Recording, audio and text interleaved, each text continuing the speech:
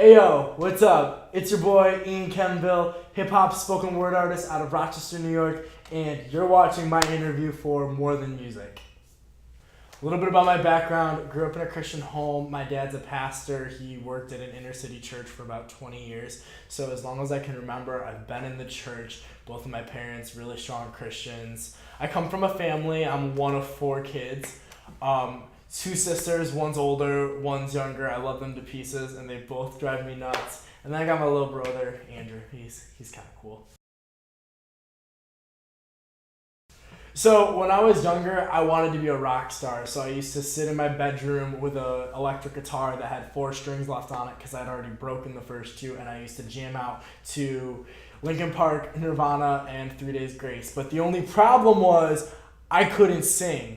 But I'm Puerto Rican, so I talk really fast. So I remember I started writing poetry and stuff when I was about 12 or 13. I was bullied a lot in middle school, so I used it a lot more as an outlet. So I guess I decided I wanted to be a musician and a rapper probably towards the end of high school, because after writing music for so long, I finally hit a point where even though I was as insecure as could be, I was like, I want to do this because I need to show this art I've been making for so long to the world. And so that's when I started really getting into rap music. My first hip-hop show was summer after my freshman year of college, and then my first mixtape was released that following September. So why did I change my stage name? I ended up changing my stage name about a month ago because after going by Arson Child for 2 years, which was really rooted in refinement, I just decided that I wanted my music to become more personal. I wanted it to be more me. And to be honest, I felt like I was forcing a persona and an image, at least personally, that I wasn't. And when I first started making music, I wanted to be like Eminem. I wanted to be, hard. I wanted to be a VA. I just wanted to be like the hardest rapper that you could be and just be like tough and just be like a thug. And I'm like, that's not who I am. And so the reason that I switched to Ian Kenville, my given name, was because I wanted my music and my personal life to be one, and I wanted this to just be expression of who I am instead of, me putting out music between like a buffer. That's kind of what I felt like my stage name became over time. A couple of the artists I really look up to. My favorite rapper right now and probably of all time is Kendrick Lamar, just because the message, the style, the flow, the beats, everything he does. When I listen to rap music and then I listen to a Kendrick Lamar record, I just look at the Kendrick Lamar record as like upper echelon, up there with like Jay-Z in his prime, Tupac, artists like that, Eminem. Those are probably my top 4 hip-hop artists of all time. And then of course Nas, Biggie, the old school lyricists really just reached me because as a writer I can really pull from their ideas. But I'm not gonna front. There's a bunch of artists right now in the game that I'm really inspired by. I really mess with A$AP Rocky, Big Sean, Drake, J. Cole, guys like that. I would definitely say a lot of my music roots and inspirations also come from rock music though. I grew up listening to a lot of Nirvana, Linkin Park, 3 Days Grace. I'm a huge fan of some even older stuff, Led Zeppelin, the Beatles, AC/DC, stuff like that. 3 words that describe my music: passion, intensity, and purpose. Favorite song I've done to date? I feel like that's like asking a parent who their favorite kid is, because, these songs are also personal to me. But if I had to pick one, I did a song called Intervention when I was still going by Arson Child on my last EP that came out in January. And to me, that song brought so much closure to a period of time of depression and anxiety and stuff I was going through. And it just allowed a lot of healing. It's my highest viewed song of all time too, so it's a song that really encouraged other people. And I guess the reason to me it's my favorite is just because of the message and then the response I got afterwards. I got a lot of people that messaged me and said, this song spoke to me. And the crazy thing is I had friends that I knew that weren't walking with the Lord, going through, addiction, depression, all of it. And just being able to hear from them, people that aren't even saved, this song spoke to me, thank you. Like that's what this whole music thing is all about to me.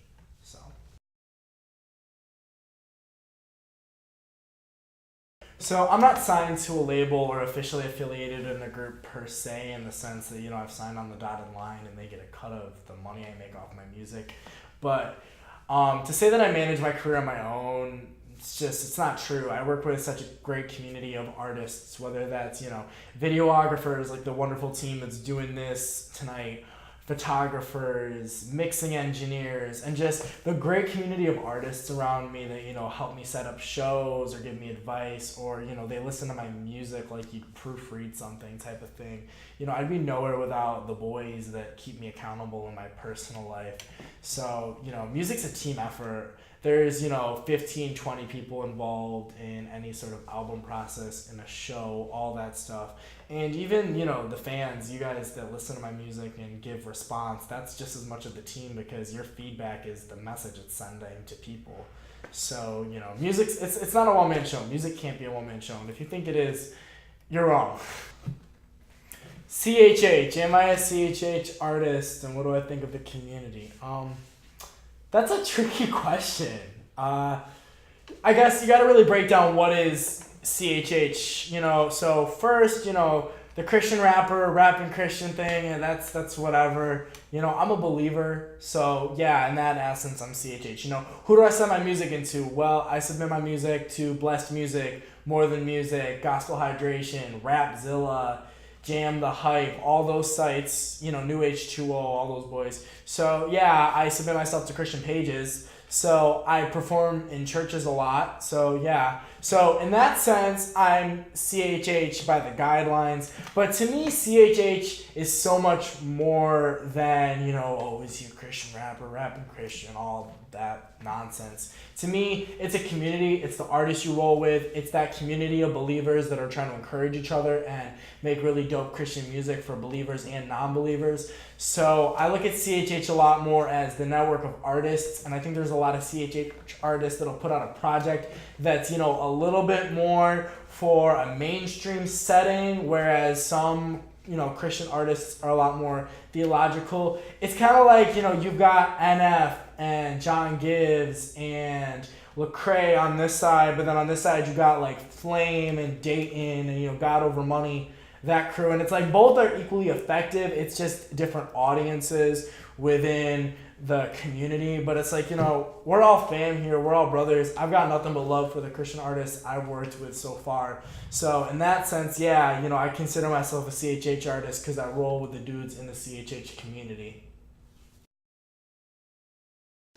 The new Lecrae project, well, all right. So on this end, we got Lecrae, who's one of the greatest CHH rappers of all time, bringing down the bars. And then on the other side, we got Zaytoven. Like, this is Zaytoven. Like, Versace by the Migos Zaytoven. Like, one of the greatest producers in the industry on one project. I mean, the trap is going to say amen, because it's going to be lit. Let's go.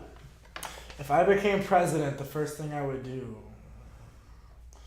I don't want to be president. Can I bring Obama back for a third term? Wow, gun control. You guys really asked some deep questions. My thoughts on gun control, first, I think that there should be some restrictions. I don't think that anybody should just be able to walk into a Walmart and buy an AR-15. I think if you look at when the Constitution was written, it was a very different time frame, and the Constitution was designed to adapt with the culture of the country. And if you look at where our country is at now, we're in an era where it's not really safe for anyone to go to school. Like, this can happen anywhere, and it's tragic that, it hurts me personally to see that, less than 3 months apart from each other, we've got these two major school shootings, and they just keep happening. And unfortunately, the part that really hit home was I missed one of them. I was really busy a couple months ago, and there was a shooting that happened that I didn't hear about for 3 days because these things have become so normal almost that I didn't even hear about it. People's hearts need to change. I think that the Christian community can do a big job to influence that. But just, I guess, to summarize the question, I think that, yes, we should have gun control, but I think first and foremost, we should be having conversations about this. We should be loving on each other, and I think that as believers, we should really be pushing for people to, change their hearts, because that's the only thing that's going to change this whole issue. My 3 must-have smartphone apps. I need my music, so you either gotta leave Spotify or Apple Music. I have to have Twitter. And I mean, if I'm not doing it for the gram, am I even doing it? What's the longest I've been awake for? So combine working overnights, musician syndrome, and sleep anxiety and insomnia, and my record is 56 hours, I think. So over 2 days. I would say for me, the greatest part of my day, the part that stands out the most, is at night when I'm just kind of like mentally debriefing everything that happened.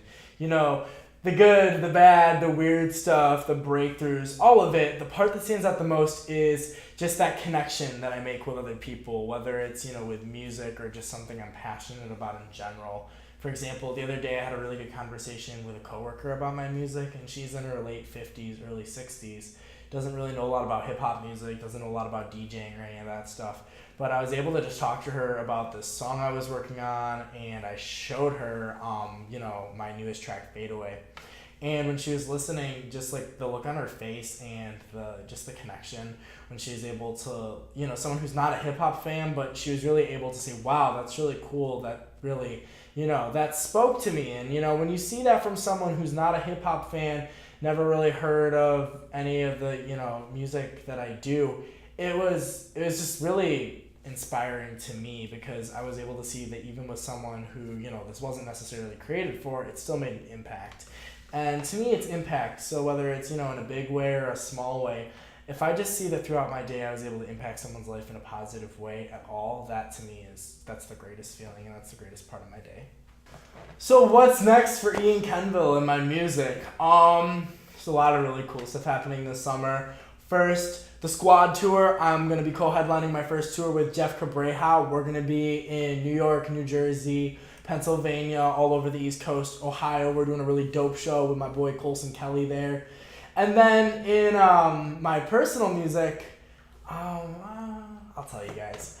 I'm currently working on my first full-length project in about 2 years. It's going to be my first professionally done. I'm doing it in the studio.